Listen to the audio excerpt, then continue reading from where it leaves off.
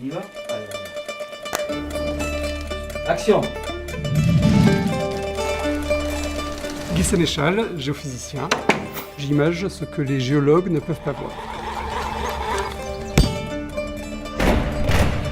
L'imagerie du sous-sol, on peut la faire de deux manières différentes. Soit on utilise un radar, soit on utilise la sismique. Pour le radar, j'utilise une antenne, une unité de contrôle et puis un monitor avec lequel je vais pouvoir visualiser les données au fur et à mesure que je vais les enregistrer. L'imagerie géophysique, c'est ce que les radiologues sont pour les médecins. C'est-à-dire que nous allons imager le sous-sol pour apporter un complément d'information aux géologues. Pour la sismique, l'objectif c'est d'enregistrer les ondes avec ces petits géophones que j'ai plantés tout le long du dispositif. Et pour générer les ondes, j'ai plusieurs options.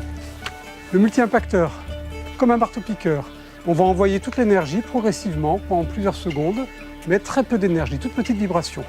La masse, à ce moment-là, on envoie tout en un seul coup. Dernière solution, le fusil, on fait sauter une charge explosive. Dans tous les cas de figure, on a généré des ondes, ces ondes se sont propagées, tous mes petits capteurs vont écouter ces ondes qui reviennent, et après traitement, on va reconstituer l'image du sous-sol. Je suis le preneur de son du géologue. Et le caméraman.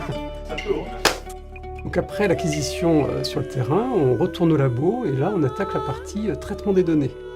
On peut ainsi obtenir de superbes images jusqu'à 5, 10, 15 mètres de profondeur si on est avec un radar, voire 100, 200 mètres de profondeur avec notre matériel en sismique. Alors les applications sont nombreuses, ça peut être aussi bien imager des failles sismiquement actives, celles qui provoquent des gros tremblements de terre. Ça peut être aussi imager des karstes et comprendre la circulation de l'eau, là on est sur une problématique de ressources.